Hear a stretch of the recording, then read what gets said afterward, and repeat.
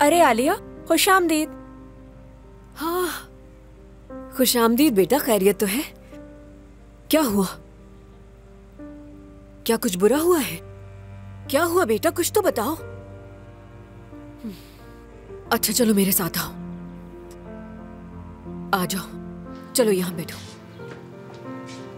अब बताओ मुझे कि आखिर बात क्या है?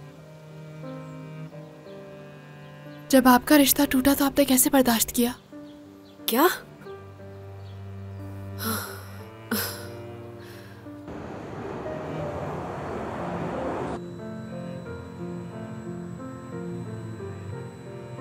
जब तुम्हारे बाबा ने तुम्हें फैक्ट्री भेजा तुम उस औरत से मिले थे? हाँ बिल्कुल।